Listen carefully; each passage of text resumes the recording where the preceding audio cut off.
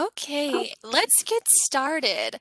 I want to thank everybody for being here today and celebrating Women's Health Month with us. And we're very excited to have Ange here to talk about a busy woman's guide to find happiness in the chaos. And right now, there's more chaos than there has ever been, it feels like. So this is going to be extremely impactful for our employees. I wanted to remind you that you can log your points by going into your WellSteps account after the presentation. Click on rewards and scroll to the bottom and you'll see a spot that says I attended today's workshop. And so that's how you can earn points this month for coming to these workshops. But I will give it over to Ange Lineback. She is a licensed clinical social worker, and have you introduce yourself and what you do for St. Mark's Hospital, and we'll have you take it from there. Thank you. So again, I'm Ange Lineback. I'm a licensed clinical social worker, and I work in the outpatient program at St. Mark's Hospital. So I run the maternal mental health intensive outpatient program and also help with the dual diagnosis intensive outpatient program. And those are 3-day-a-week therapy sessions, group therapy sessions here at, and I also fill in on the behavioral health unit. So thank you so much for having me. This was kind of fun to put together because things have changed so much in the last 7 months. And so I have switched around the slides a little bit, and hopefully if you guys have any questions, please feel free to put them in the chat, or I don't know if you how it's set up, if you unmute and ask them or put them in the chat. Either way is fine. But the more interaction, the better.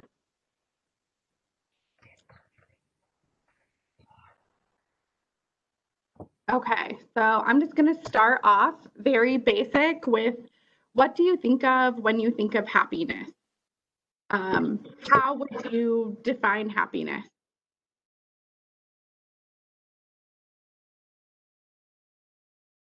Do you guys want to put that in the chat, or do you want to unmute? What is, either way is laughter. Okay, perfect. Seeing some chats. Stability, contentment, peace, fulfilled. How would you say that happiness and contentment, I'm seeing that a lot. How would you define contentment?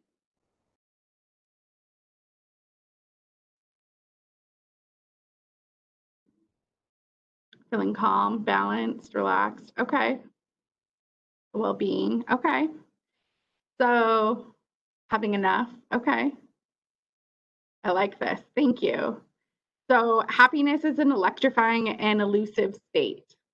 And so I think that it's interesting to see people say that they have enough or things like that, because I literally was just discussing this with one of the patients, is how do you describe, or how do you know when enough is? How do you define some of these ideas?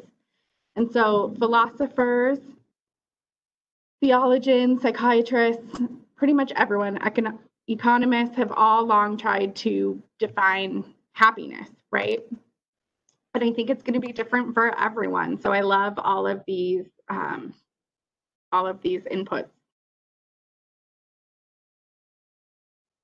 So I want to talk a little bit about, happy slides. Okay. So Sonia, and I am going to butcher this name, Lubermersky, talked about in her book, How of Happiness.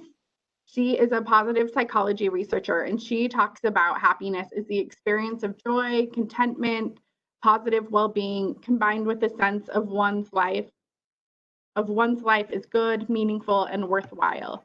And again, some of these things are so hard to measure.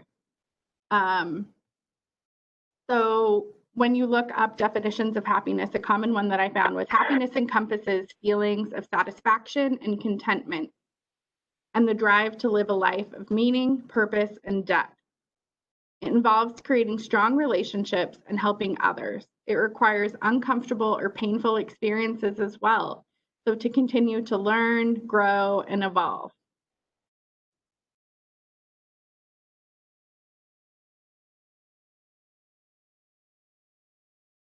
So what do you think of that? Would you say that that is part of your happiness thought, is painful experiences and the ability to continue to learn, grow, and evolve?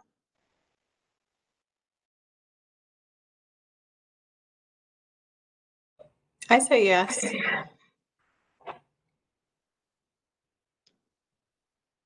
Yeah, and some yes.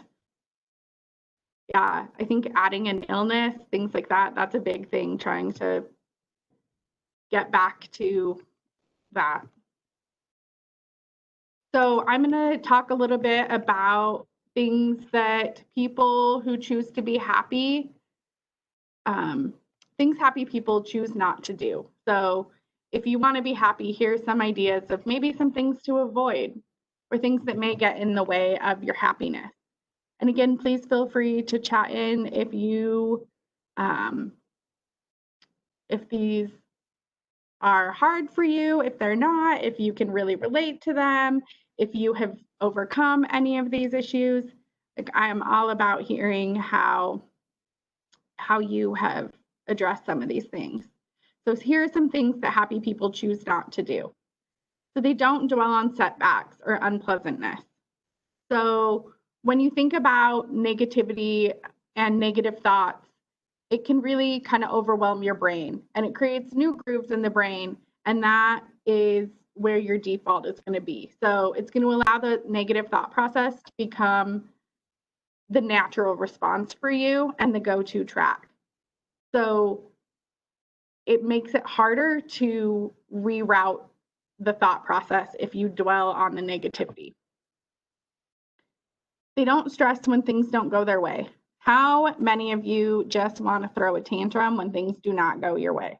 I know I do. It's very easy to be like, just like, want to throw my keys down and just pretend I'm a toddler for a minute at times. It's it takes a lot of effort sometimes to take that deep breath and kind of consider your options. And going into like the stress and anxiety does not allow your brain to assess and come up with a rational decision on how to deal with the solutions, right? This is where that fight, flight, or freeze comes in.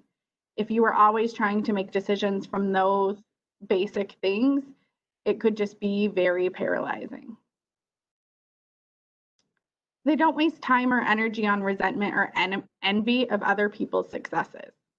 I think this one's really tricky right now, especially where we're all kind of quarantined or isolating, and social media has become a huge piece of our daily social outlet, right? Like if you look at Facebook feeds or things like that and you see all of the amazing things other people are doing and you maybe feel kind of stuck or frustrated with your life, it's really hard to then dig yourself out of that.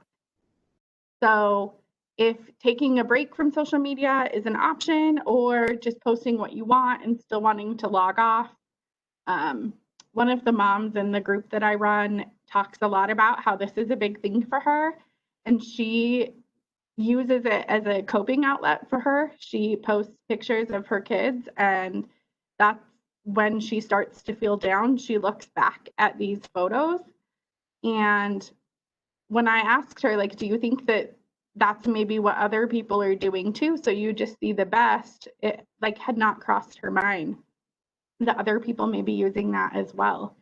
So I think that Facebook or social media or other things is it can be really powerful, but it can be really frustrating. And so not dwelling on that or wasting time or energy, if that is something that affects you, is good to know. And then don't jump to conclusions if things don't turn out the way that you want. So this applies to relationships, jobs, anything. So jumping to conclusions takes our thoughts to less helpful and unhealthy places. So trying to take that step back and that don't stress, right? Like take those deep breaths and look a little deeper and reflect a little more and come up with some creative or effective solutions. Is there anything anyone wants to add on this page before I move to the next? There's a couple more things of things not to do.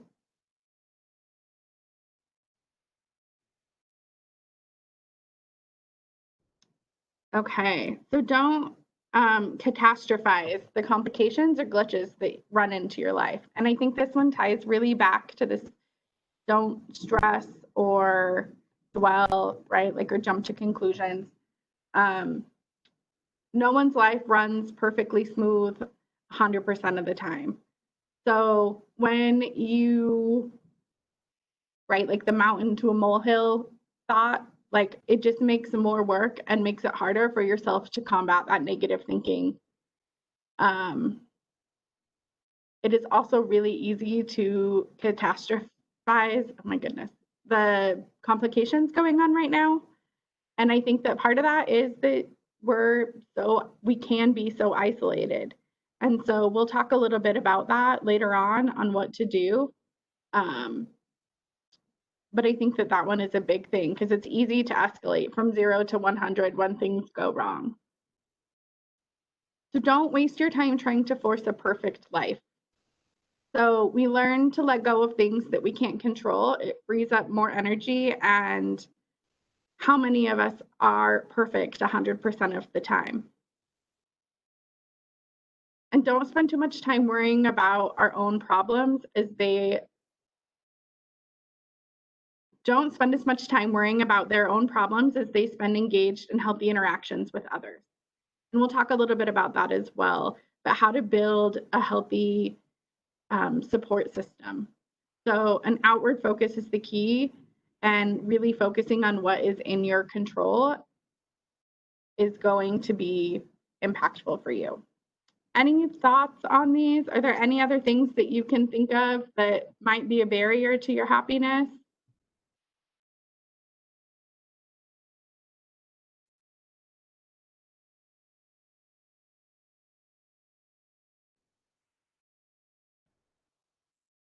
Okay, taking that silence as we're going to move forward. So things happy people do choose to do. So they focus on what's going right. So positive thinking, gratitude, appreciation, these are big things that increase happiness. So if I can just have everyone in the chat, just think of something that you are grateful for or that is positive going on. And if you could just put it in the chat, that would be great. I'm going to wait a second and read some of the ones that come in for you so that we can just hear some happy things for a minute. Good friends, being able to work from home, family, a working vacuum cleaner, oh, fluffy kitties, help. I like these. Bike rides with the fall leaves, the weather. These are great. Short work days, pets, great job, my family, October, choosing better eating, medicine. These are awesome. And I think that really focusing on some of the positives is a good way to combat some of the negatives, especially if you're trying to reframe that negative brain that we talked about earlier. So giving the brain time to rest is also really important. So some people do that through meditation. I personally think it's really hard to find time to meditate every day. I think it's amazing, and I also understand that that is something I am not prioritizing. But meditation gives our brain to get rid of the negative thoughts and erase any damage that we can do during the day. But I also just want to say, so does sleeping. So making sure that you are getting enough rest and sleep is really important. They practice awareness of the world around you. So staying present in the moment rather than focusing so much on the past or plotting a future. And I have to say, when reading your things of gratitude coming in, so many of these are focused on the moment. And I think that that's a really beautiful thing that you don't always see. So I hope you all kind of give yourself a moment of, give yourself a pat on the back for that. And we have a question. Oh, yeah. Did I miss that? I'm so sorry. Am I still echoing? Okay.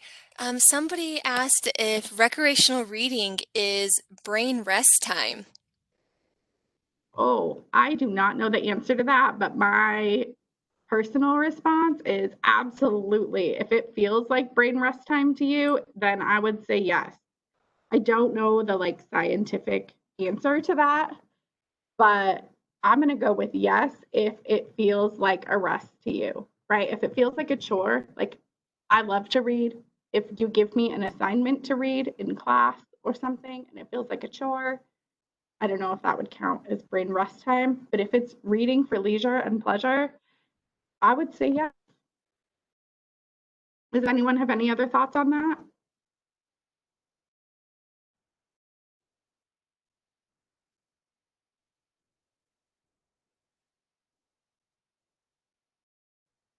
Taking that silence as a no.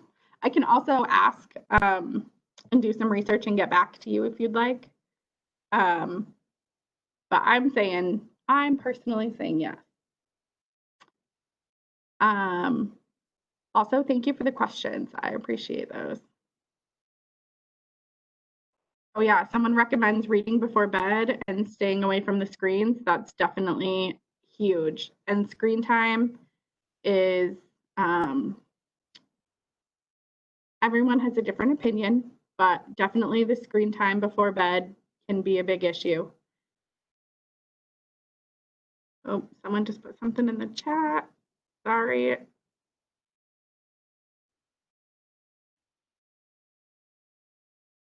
Let's see. I'm just going to read this out loud. I like to think the difference between just think positive and change your focus to the positive are two different things. Just a response saying positive thinking is toxic. I think positive thinking to the point of being unrealistic about problems and lacking in solution-based thinking is the real problem.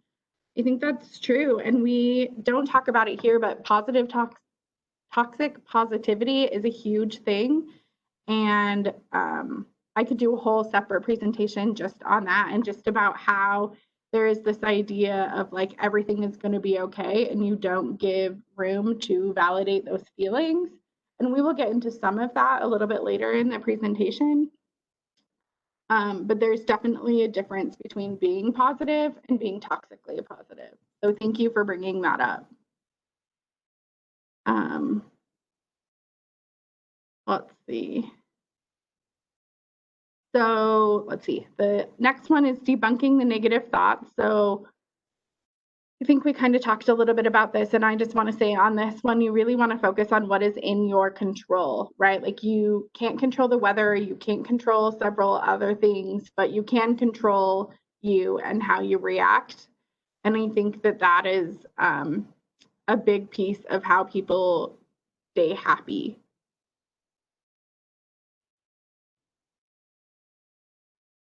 And then we alluded to this a little bit earlier, but creating a strong support network, which we will go into a little bit. But how many of you have a good, strong support network? When just like take a minute and think to yourself, like, who would you call in a crisis? Or who would you call if you had really great news? Like these are all really good things to kind of reflect on and ask yourself because the value of those relationships and that support network cannot be overestimated.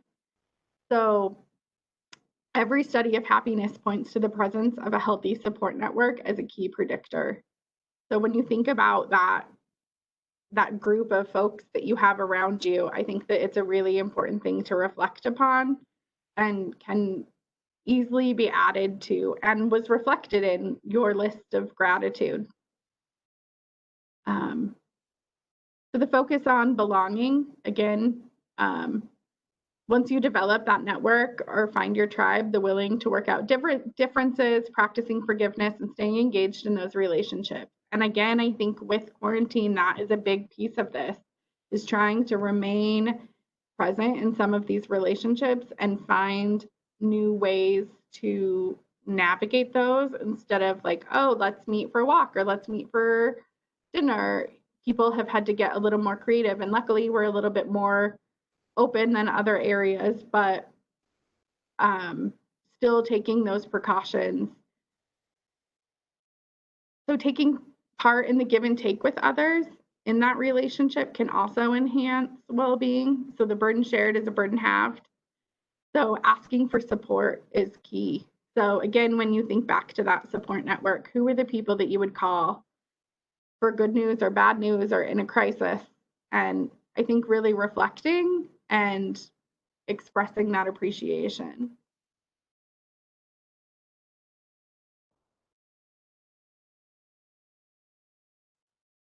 So, what does happiness look like to you now that we have gone through some of those ideas? What do you do to get happy?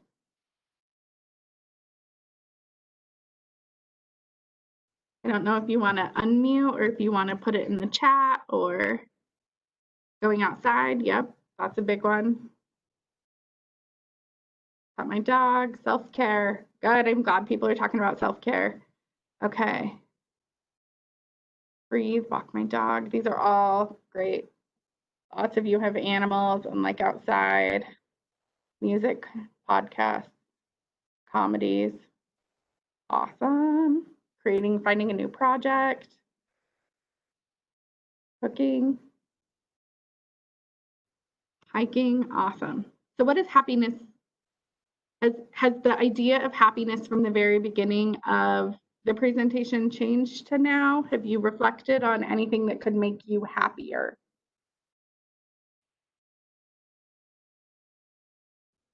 Reading.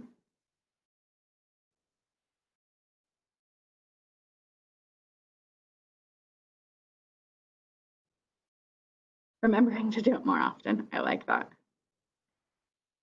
All right, I'm going to just touch a little bit on one of the things that you have all mentioned, just self-care.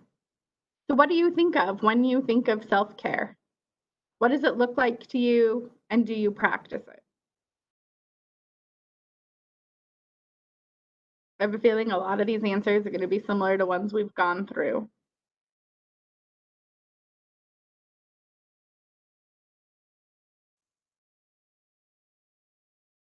Do you practice self-care? How much time do you set aside? Taking time for yourself, being nice to yourself, road trips, taking a long shower, being feel grounded, walking away from all devices. I like these. These are all great. Spending some alone time.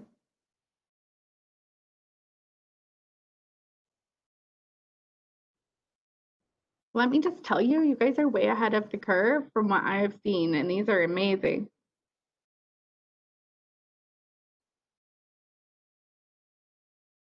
So I see this and I just like, ooh, giving yourself a compliment every day. I love that.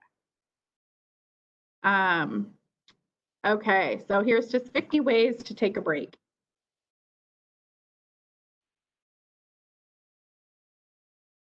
So using my tens machine. You guys have talked a lot about these, turning off electronics, music, sitting in nature, finding a silent like space, doing some art,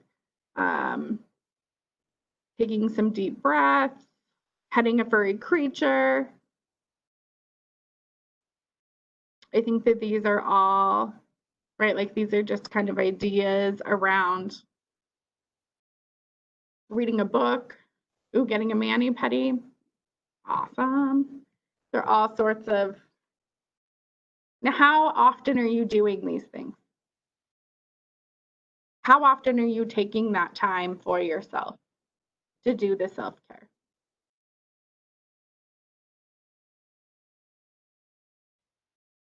Every day? Daily. Awesome. Okay, so when we talk about self-care, I read this article and I loved it. So it's what I am using kind of as my base here. So Pooja Lakshman is a psychiatrist who works a lot with women in medicine. But I really liked her ideas and articles about self-care. So she says she talks about, for her, self-care is feeling burnt out and exhausted It's like you're getting advice to do more self-care, take yourself out to lunch, get a manicure, do some yoga. Sure, those things are great, but let's be clear. This is not self-care.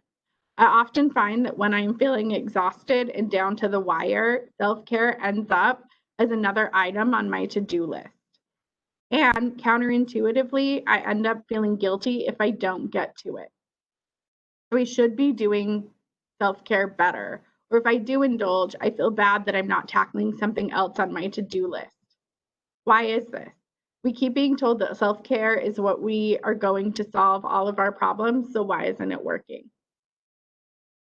Does anyone else relate with that at all? Does anyone else feel like self-care is another item on their to-do list?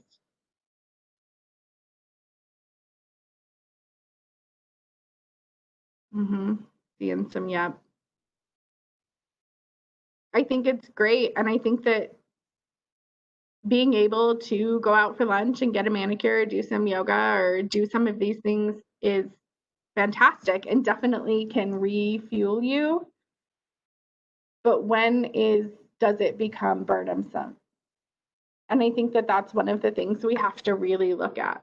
I have no energy for self-care after my obligations, right? Like, I hate the shaming that I do to myself, right? Like, this is so, like, self-care should be something that refuels us, that re-energizes us, and not something that feels a burden. So I'm not saying that that is always the case, right? Like, sometimes self-care is awesome.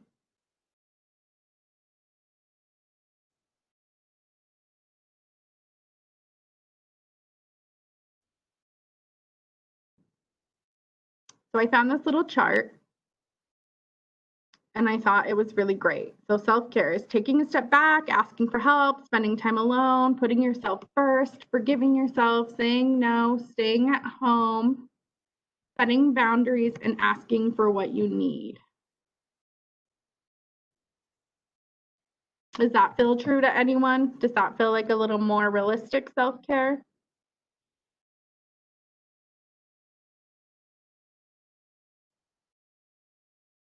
Yeah, looks like that can be a little more relatable.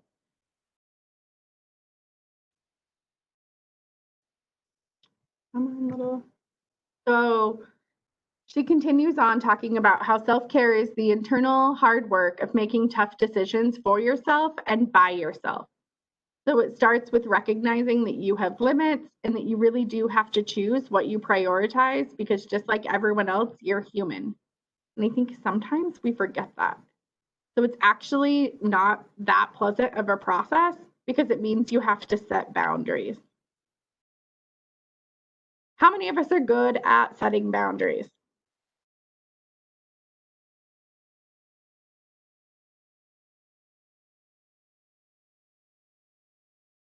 I'm seeing some notes come in.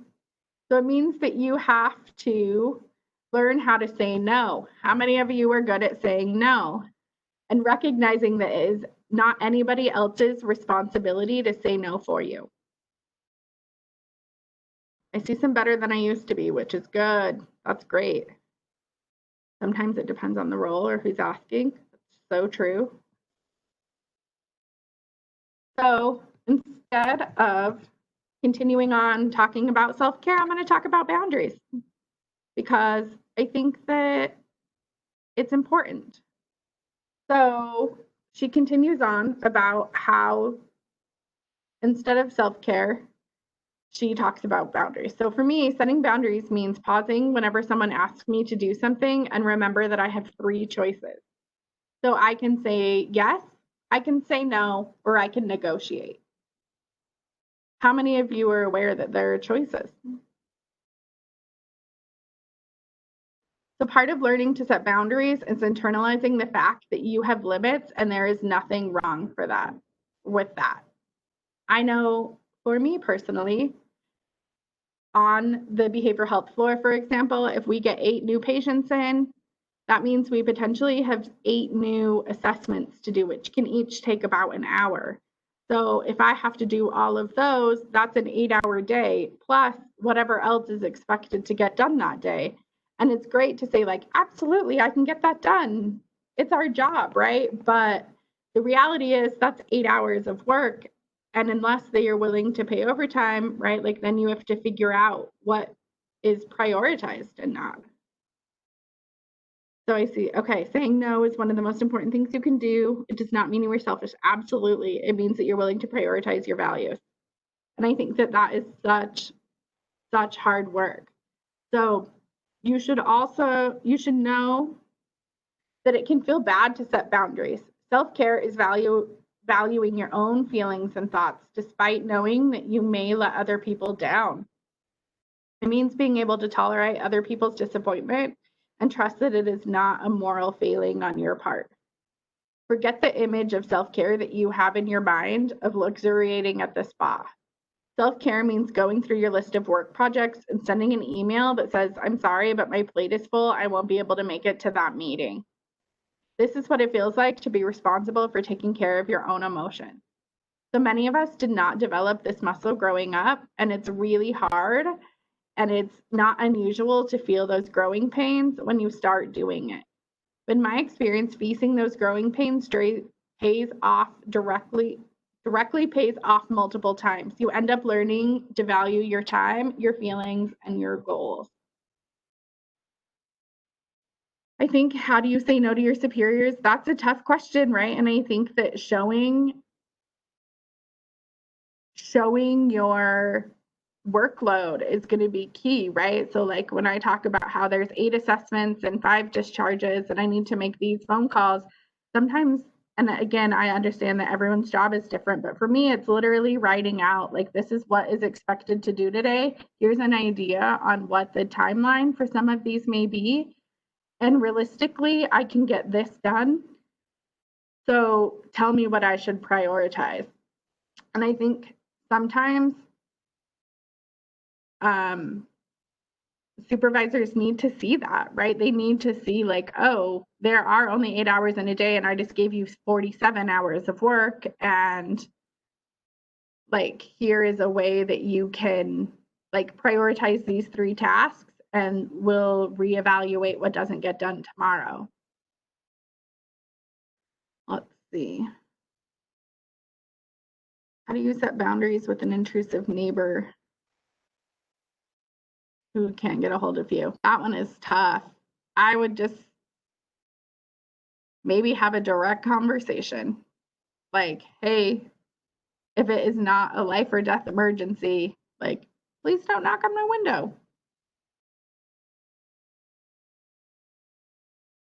I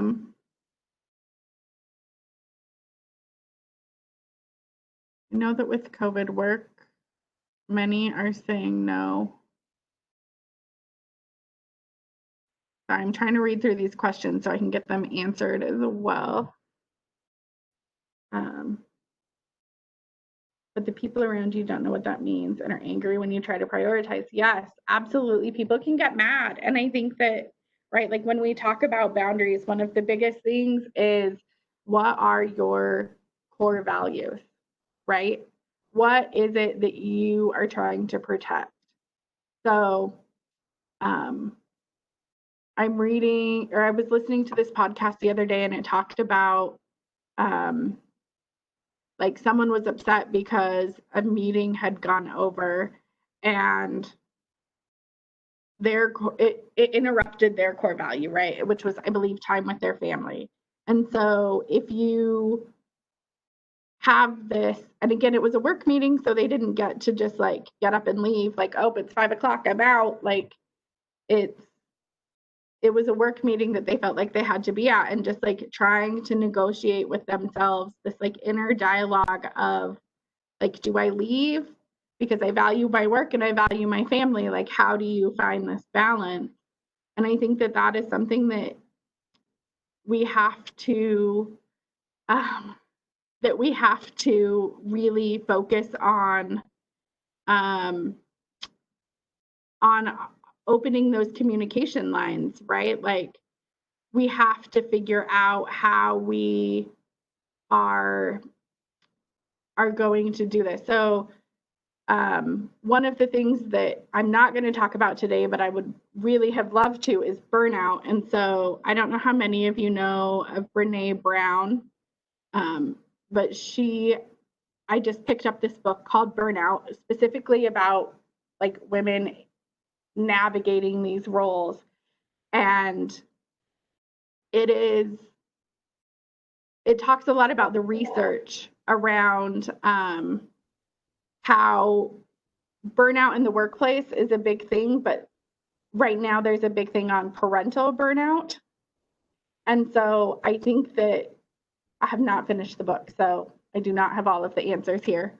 But they talk a lot about like how to balance these different aspects of your life and what to do when you're burnt out across the board, and the just kind of exhaustion that comes with them, and setting boundaries around all of it is really key. And a big piece of that is communication. And so they talk a lot about how there is not a lot of research outside of burnout in a workplace. And how many of you were burnt out of other areas of your life?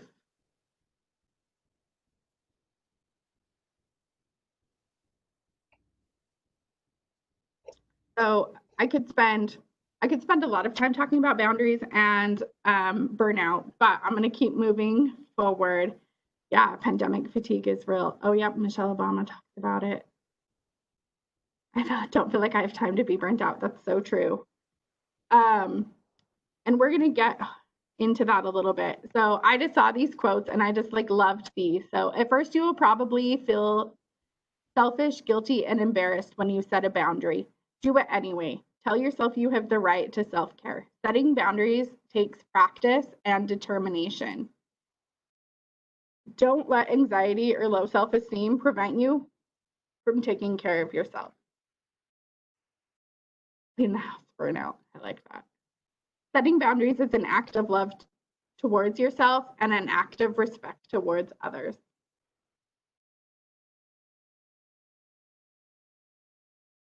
Any thoughts on those quotes?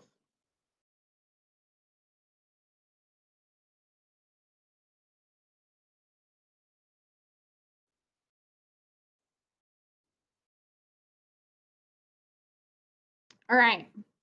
So let's talk a little bit about the times, the current times of chaos. So chaos is complete disorder and confusion. An act of respect, absolutely an act of respect. So Dr. Susan Bailey Haas has written, sometimes we must simply allow ourselves to be humbled by a situation, to grieve what's happening, and to not know what to do next, to be messy and to handle things imperfectly. So again, if you have not heard of Brene Brown or listened to her podcast or read any of her stuff, I highly recommend that as kind of a good place to start. She talks a lot about the gift of imperfection. Yes, this burnout book is the one I'm reading right now. And just the gift of, so she talks a lot about imperfection and shame and vulnerability, and it is a good place to start, especially if you are trying to kind of find those core values, and you're a good place to start with kind of exploring where you could set some boundaries, because being messy and being in that ambivalent state is not always comfortable. And so that's kind of what I'm going to talk about next. Does anyone have any questions before we dive into the chaos of our current kind of world situation? Also, thank you, Pamela, for this burnout book. It looks like it's available at the library. I literally just started it and it has already like blown my mind. So thank you.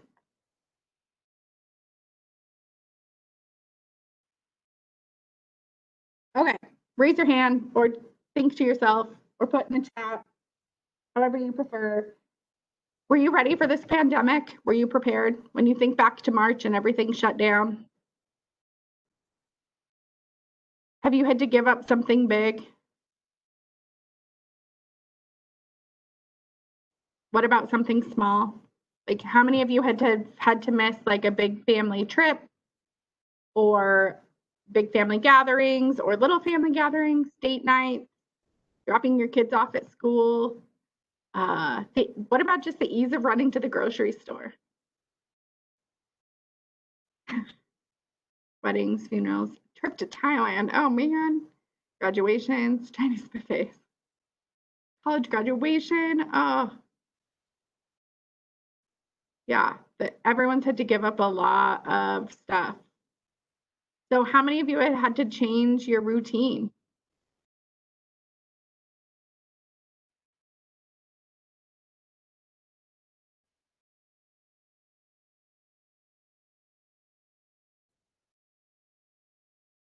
Big change in routine, right?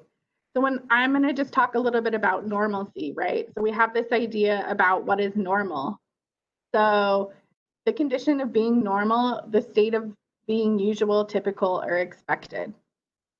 So what is normal for you? What was normal for you? Have you developed a new normal?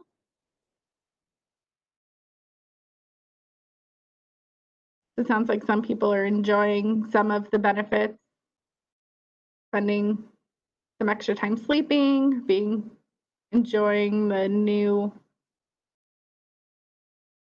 change in relationships. Yeah, people are now isolated, which some people enjoy and some people don't, right? Like it's so different for everyone.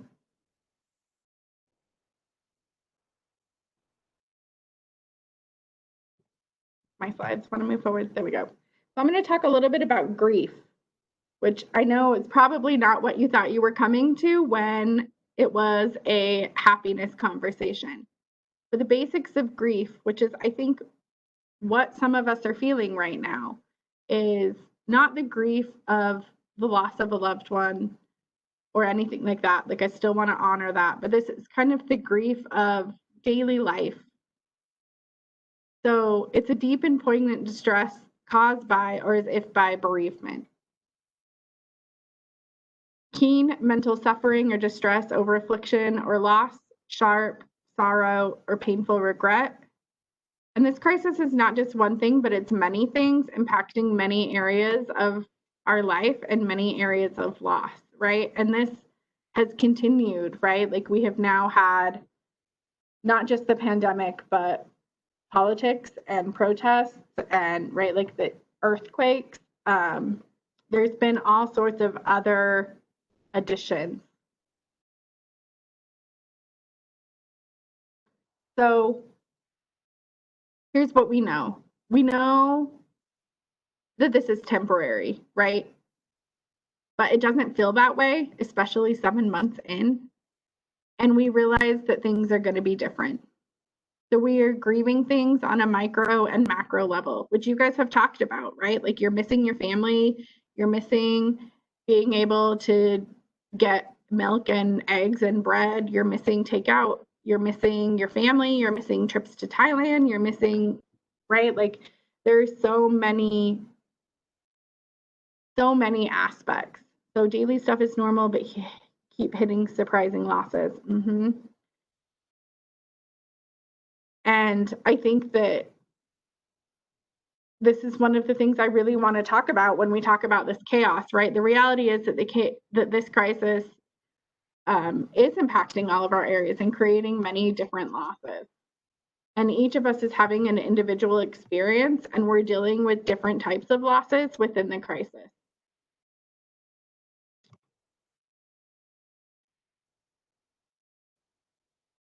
So there are a couple different types of grief that I just want to go over with you. So the one is a non-death loss. So a person can grieve the loss of anything significant to their physical, psychological, spiritual, and interpersonal lives. So secondary losses is there is a ripple effect of subsequent losses. Ambiguous loss, when something or someone profoundly changes or disappears. These losses are open-ended. Cumulative loss, the experience of suffering a new loss before you have had the chance to grieve the first loss. Non-finite loss, to struggle with the push and pull of trying to achieve hopes and dreams by continually finding that life falls short of expectations. And anticipatory loss, so that feeling we get about what the future holds when we're uncertain. Do any of those relate with any of you?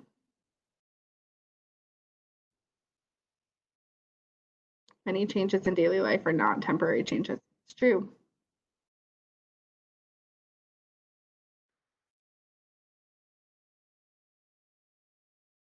You see a lot about anticipatory. So David Kessler, talks a lot about how many of you have heard about this, like 5 stages of grief? So when you think about the 5 stages of grief, Elizabeth Kubler-Ross and David Kessler has started adding on to the 5 stages. So he has added a 6th stage. And so he talks about understanding that stages of grief is a start, right? None of the stages of grief, it's not linear. You don't work through them. You go through them like a backwards carousel set on fire in a tornado, right? Like there's no logic to them. So he adds understanding the stages of grief is a start. But when I talk about the stages of grief, I have to remind people that the stages aren't linear and may not happen in this order. It's not a map, but it provides some scaffolding for this unknown world. There's denial, which we say a lot early on. This virus won't affect us. Then there's anger. You're making me stay home, taking away my activities. And then there's bargaining. Okay, if I was social distance for 2 weeks, everything will get better, right? And then there's sadness. We don't know when this will end. And then finally, there's acceptance. This is happening. I have to figure out how to proceed. So acceptance, as you might imagine, is where the power lies. So we find control in acceptance. And this is kind of the newest. So I can wash my hands, I can keep a safe distance, I can learn how to work virtually, which I think you have all done a level of adapting in your life to get where you are now. And Kessler has added this idea of kind of compassion. And so when you think about self-compassion, Kristen Neff is a compassion expert, and she focuses on self-compassion allows us to support others in a more grounded, authentic, and effective way. So there are 3 components of self-compassion. So self-kindness versus self-judgment, a sense of common humanity versus isolation, and mindfulness versus over-identification. So again, I'm not going to spend a ton of time kind of diving into this because I want to save some time for questions at the end. But if you feel like self-compassion is something that you could work a little bit with, especially when it comes back to boundaries, I highly recommend starting with Kristen Neff. So what now? The biggest things that we talk about when we look back at these things of grief are, how do we move forward, right? So when we have these big things like a 40th birthday trip to New York that got canceled, how do we find ways to still celebrate and engage? And is what happens is our mind is set on this, right? So whether it's school is out for the summer, or there's a 40th birthday, or school is back in for the fall, or it's Labor Day or Halloween, right? Like, so Halloween is coming. Your brain knows that, and it's waiting for some recognition. So we still have to find ways to celebrate in this time, right? So whether it's trick-or-treating in a smaller group or making trick-or-treating stations in the living room, or finding ways to have a virtual 40th birthday party with New York as the background, or right, like our brain needs that signal that says, okay, this happened and now I can move forward, which is why I think people are still very stuck in, like, for me personally, it still kind of feels like it's March. Like, I think we get kind of lost in time without some of these events to show that time is progressing forward. So don't wait for the future, live now. So do something small and know that you can do it later. So get creative with the important life events. So if you need to have a baby shower, have a virtual baby shower and know that hopefully someday in the future you'll be able to celebrate maybe the 1 year birthday in person. Um, Choose to be optimistic about the future. Benefit from the premature hindsight now, and don't forget to feel the moment.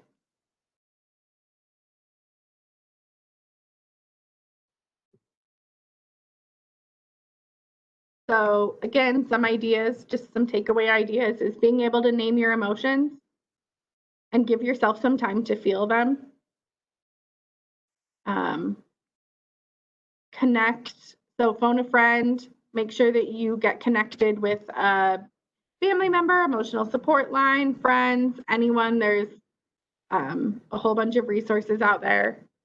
Be upfront with your own expectations and acknowledge what may or may not be realistic. So write it down if you need to, revisit it, check in with yourself, right? Like if the idea is like, oh, I'm going to have this big giant celebration thing, but then the world is still in quarantine, right? Like being able to check in with the reality of um, and make accommodations. So know that you're not responsible for this and allow yourself to be mad, sad, lonely, whatever the emotion is, right? So the pandemic, any of the other things going on are not, they're not on your shoulders. Write something down, write something fantastic about yourself down and hang it where you can see it daily. So going back to the very beginning of this presentation, when you had to write things that you were grateful for, make a list, hang it on your fridge, hang it on your bathroom mirror, do something so that you can see that every day. And then be kind to yourself. We are all learning and adapting.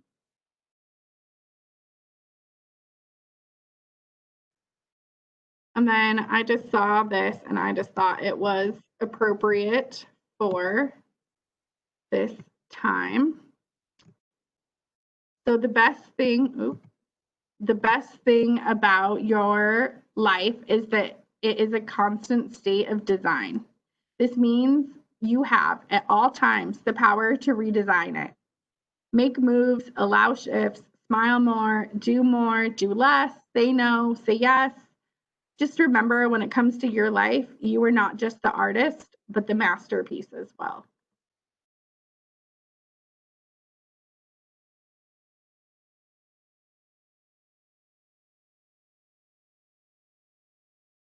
All right. Is there any questions? I'm sorry I didn't leave more time for kind of questions. Does anyone have any like last minute thoughts or anything to add about anything we discussed today?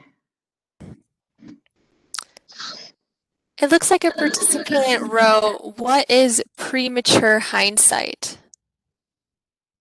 So my I would say that's more like a little bit like fortune telling, right? Like let's see where.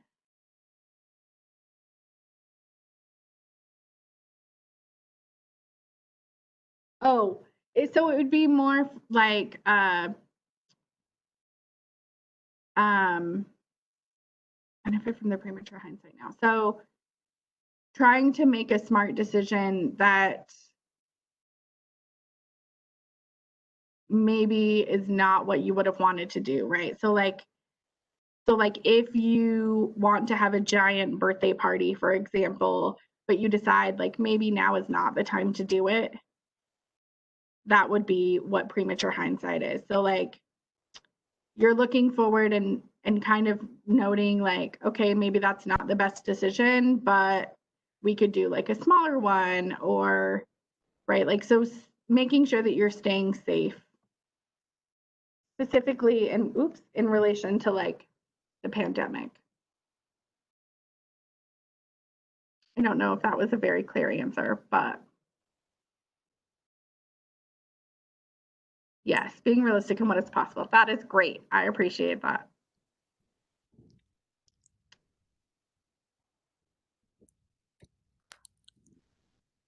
Does anyone have any other questions, comments, concerns, emotional outbursts before we go?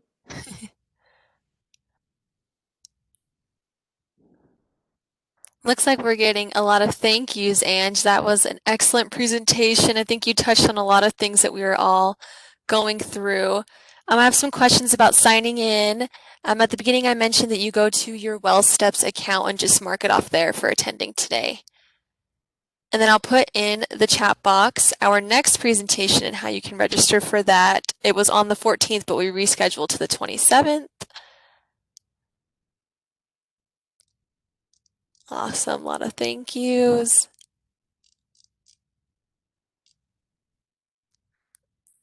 Alrighty, looks like we can wrap up then. Thank you again. Thank Um, you. I hope you have a wonderful rest of the day and start setting some boundaries and learning to say no. Have a good one, and thank you so much. Thank you.